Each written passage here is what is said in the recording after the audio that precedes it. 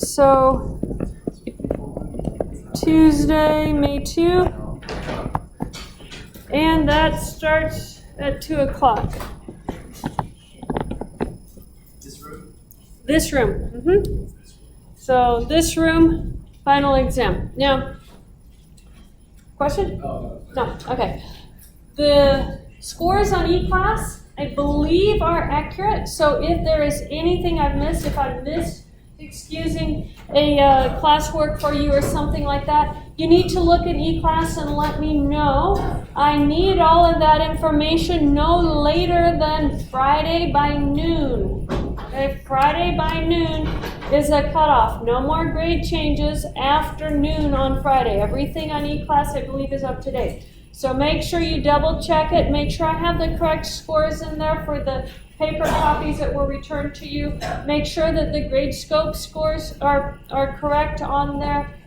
Double check everything for me. If there's an error, send me an email message telling me which assignment needs to be corrected. If it's a hand copy assignment, give it to me. If it's off of Gradescope, then I'll go get the grade off of Gradescope and correct it for you. So make sure that those are getting corrected.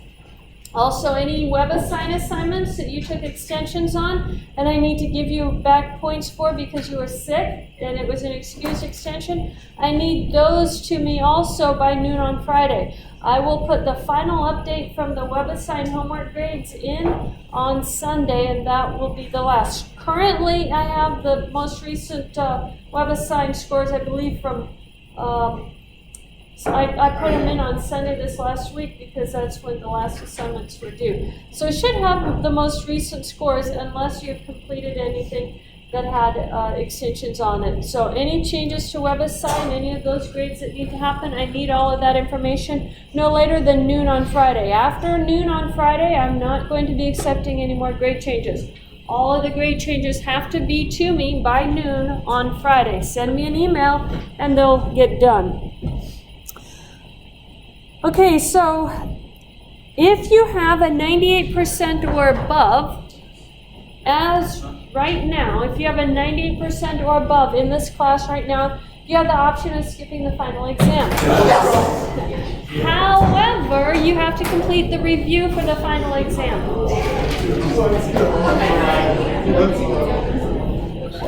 You have to complete the review for the final exam, and you have to come to my office and take the portion of the final exam that we have to use for the grade assessments.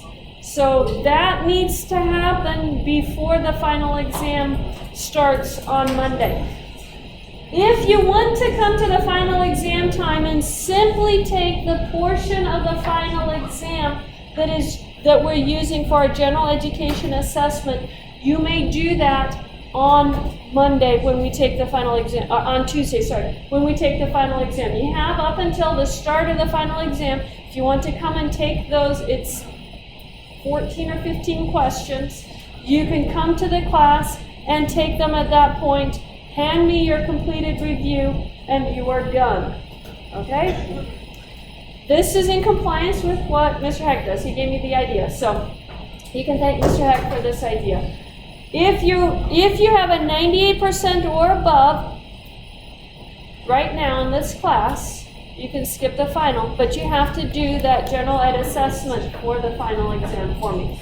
And those are 15 questions. You have to take those. You can skip the rest of the final exam. The rest of the final exam is, I think, about 30 questions on the rest of the final exam, giving a total of about 45 questions on the final exam total. So how this is going to happen is you're going to come to class on Tuesday and take the final exam. If you're skipping it, you can come to class and do those 15 questions at the start of the class and then leave, or you can come to my office and take those 15 question exam in my office. It shouldn't take you that long to do those, maybe 30 minutes maximum for those 15 questions. Question? Yes, they will. You can't blow them off. They have to affect your grade, because if you don't think they're going to affect your grade, then you don't make a good assessment for me to turn in. So yeah, we are assessing our ability to teach and what changes we're going to make to our general education classes based off of those 15 questions. So I really do want those questions to affect your grade. Question? Are those 15 questions on the review? And if not, what are they? How can you study? Okay, so entirely completing this review prepares you for all the questions on that test. We have made them very, very similar in style to what you see on this review. All of the final exam is very similar in style to what you see on this review. How many questions come in the final? Between 40 and 45. It really is not a very long final. Most people complete that final in about 45 minutes, start to finish. So I don't expect you guys to be here for an entire 2 hours taking this final exam. It's not a very hard final exam. Question? Wait, what was the score? 98%. 97.5. I round everything up to the nearest percent. So 97.5 and above. Not rounding to 97.5, but 97.5 and above. Yes. Health extra credit is due by the start of the final exam, so I'm not going to be actually grading that and counting that. It should be open. If it isn't open, it'll be opening later today. I don't remember what time I set for it to open, but it'll be opening soon, yeah. Remember, you have health extra credit on E-Class that is actually due by the start of the final exam. It will go away at the start of the final exam, so make sure you get it completed before then. And if it isn't open now, I'll go check in my office and get it opened up right after class today. But that's on E-Class. 3:30 is when it opens? Yeah, okay. It opens right after class today. So make sure you get that health extra credit done. Question?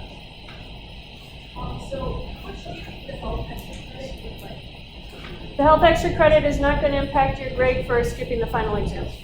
I'm not going to actually go through and count that into the grade until the start of the final exam because it's not due until the start of the final exam. Yeah. Question? Oh, that part I don't remember. Let's look in the syllabus.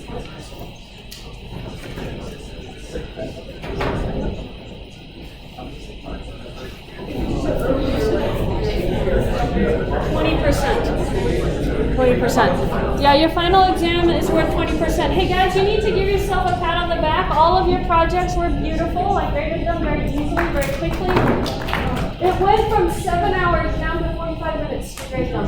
Wow. So, yes, the last time I had those projects, it took me 7 hours to grade them. 45 minutes this time. That's working much better. So, yeah, I liked them. What? Yeah, that's what I said. I had to see immediately what she could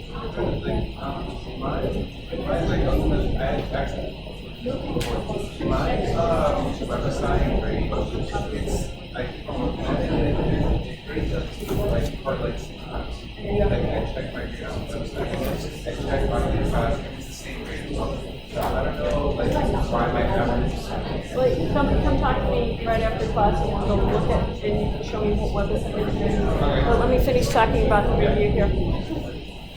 Okay, so let's talk about the final exam right here. The only thing you have to study for the final exam is this review.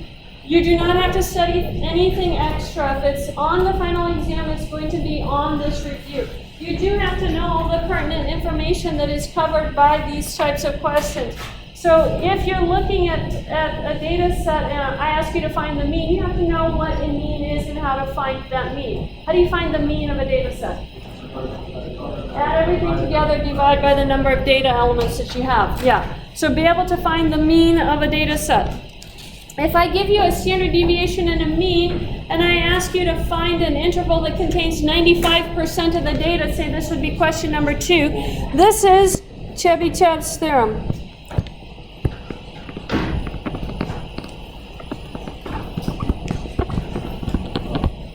Chebyshev's theorem. This is actually in order of the book that we did everything in. So you're looking at Chebyshev's theorem, being able to find an interval that contains 95% of your data. How to determine if your data is widely spread out or clustered about the mean? That's going to be your coefficient of variation.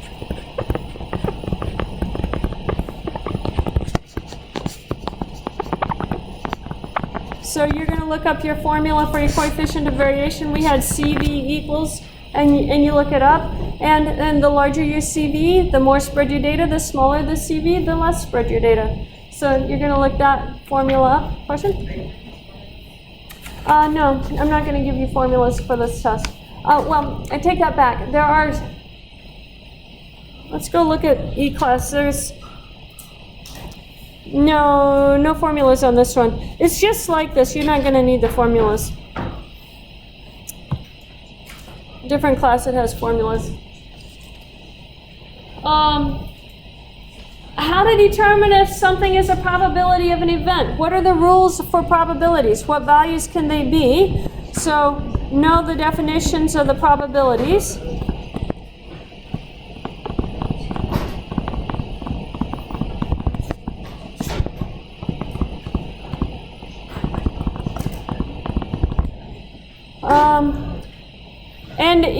Being able to find confidence intervals. This one is chapter 7.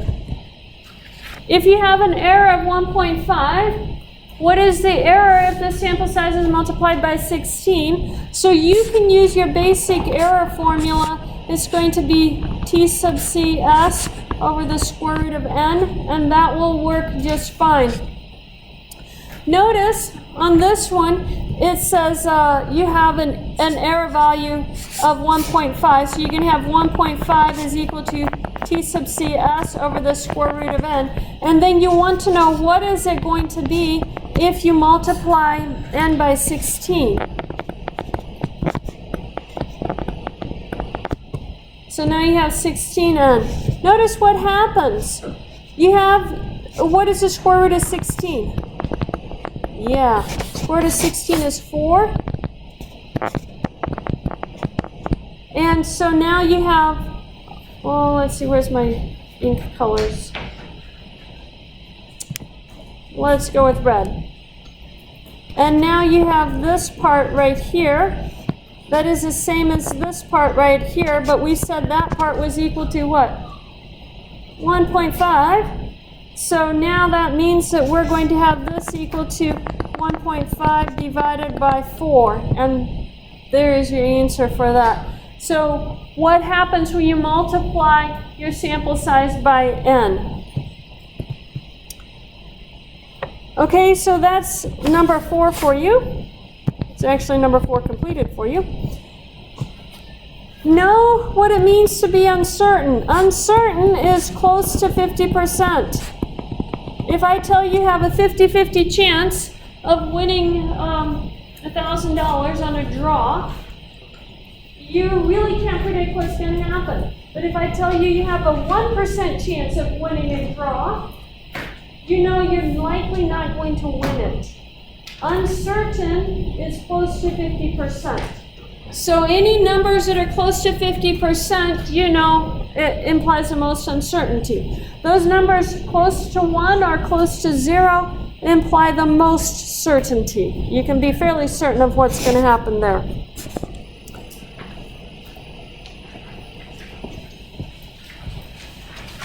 So this one, it says you have a data set, and you know the mean is greater than the median. You want to know, is the data skewed left, skewed right, or symmetric? Go back to, I don't remember which section in the book, but if you look up your skewed left, skewed right definitions in the book, they have pictures in the book for you to see, and they're very good pictures for this.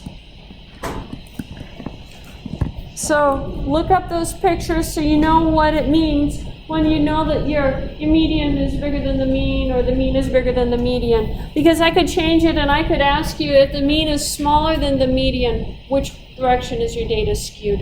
That type of thing. On number 7, it says, what is the sign of the slope of the regression line if the correlation coefficient is positive? Positive, yes. If your regression line is a negative slope, then it's going to be a negative r. What can you say if r equals to 0? Data is uncorrelated.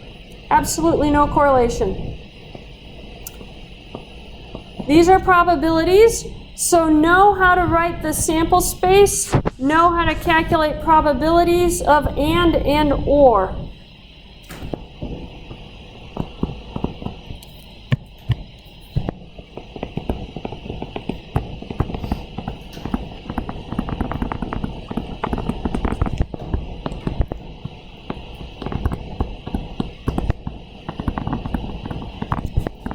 So we had 3 types of versions, and, or, and given that. So make sure you know how to calculate all those types of probabilities. You will have problems asking that. And the difference on question number 9 and question number 10 is with replacement and without replacement. Setting it aside is without replacement. Place it back in is with replacement. So 9 and 10 look to be identical, except one is without replacement and one is with replacement. And then you're going to be finding the probability of rolling a fair dice. Number 12, it says that the mean of a set of 8 numbers is 5, and the mean of another set of 22 numbers is 7. And the mean of a third set of 9 numbers is 20. What is the mean of the set of all 3 numbers combined? This is your weighted mean question.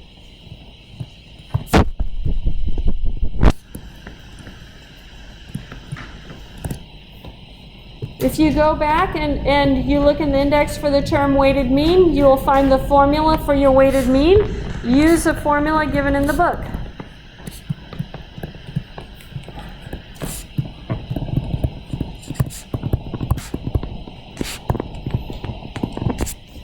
If you have questions on that or are struggling with that one, then come find me. We will have one like that on the final, so you need to be able to do that. These are true-false questions, so make sure you know the definition of a confidence interval.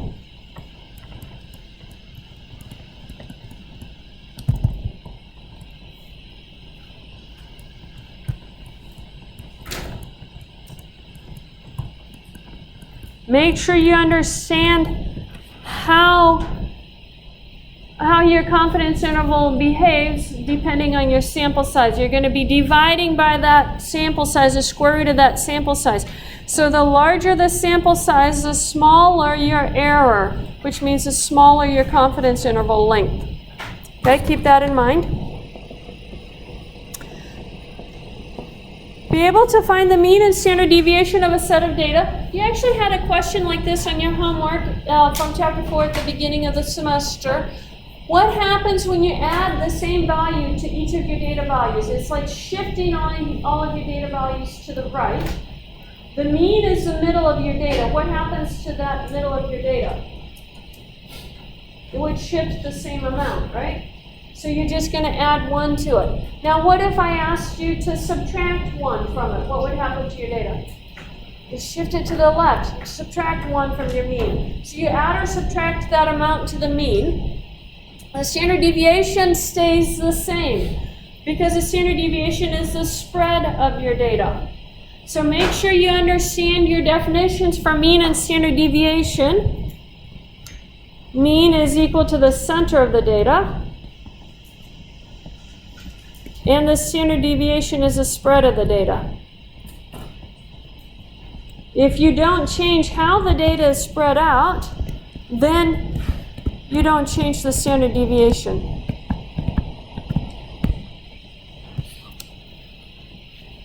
Number 15 is just talking about the rule of probabilities for an OR event if you have mutually exclusive events. Number 16 is talking about probabilities. This is the complement rule. So subtract 1 from 1. It says not drawing out, so subtract from 1. If you have this one is going to be very similar to a question we had on the last test. It says that the level of significance of a two-tailed hypothesis test is 0.05. What is the area in the right tail beyond the critical value for the test? So this is your definition of your level of significance and your critical value.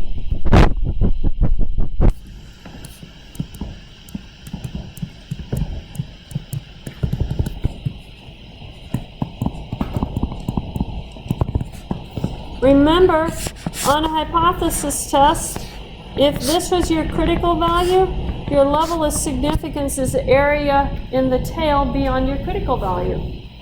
Your p-value is the area in the tail beyond your sample test statistic. So that's the relationship. And then number 18 is going to ask you about your p-value. It says if the p-value for a left-tailed test is 0.25, what is the area in the left tail beyond the sample test statistic? 0.25.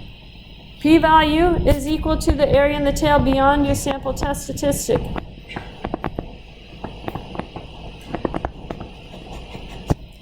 So know those definitions. 19 and 20 are just asking for rules of probabilities. Number 21 is asking you, what is the minimum size, sample size that we must have in order to use a sample standard deviation in place of the population standard deviation? Yeah, 30. If in doubt, guess 30. Give the formulas for your binomial distribution to find the sample size. There are two formulas for that. Number 23 is going to be a rule. It's a formula. 24, you're going to look up on your tables. They tell you it's a Z, so look this up on the Z tables.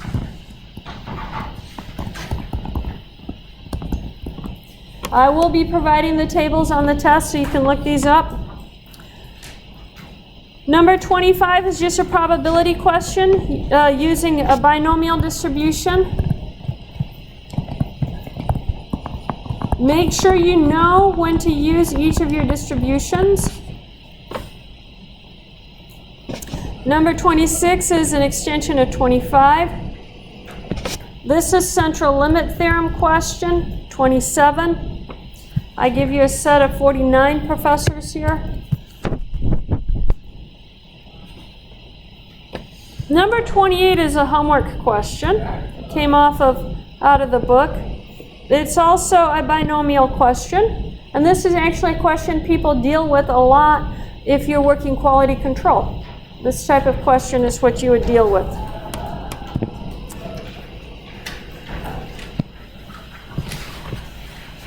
On number 29, it says, suppose that you have a coin which is weighted so that the probability of getting a tail is 70%. Two possible sequences of outcomes of this weighted coin are indicated below. Which of the sequences is more likely to occur?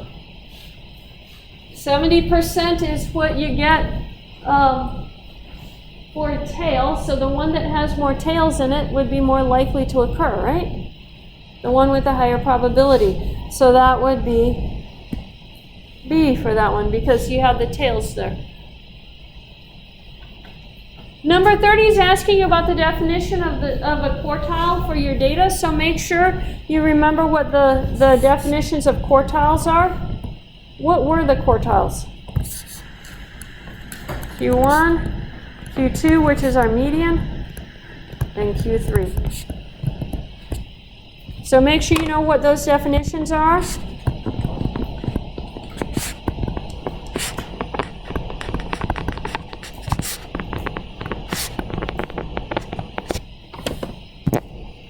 Number 31 is talking about hypothesis testing. We're just determining when we reject and fail to reject using our basic rules of hypothesis testing. So make sure that you know how to do hypothesis testing. That's chapter 8.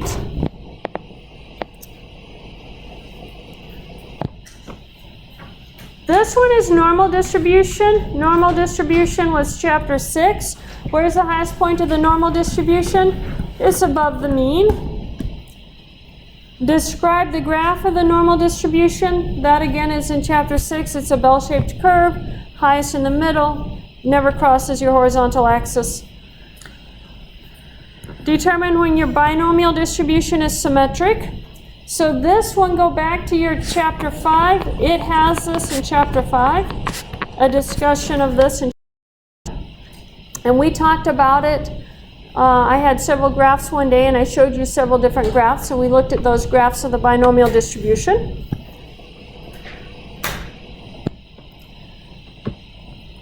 Number 35 is asking you about confidence intervals. Does every confidence interval contain the population mean? No. And then you get to explain it. Most of them will, but not all of them do. And then I ask you about a confidence interval, and I ask you to draw conclusions about your interval. You had a question like this on one of the tests that we just took. And then question number 37 is lists the different distributions we've studied this semester and the conditions necessary to use them.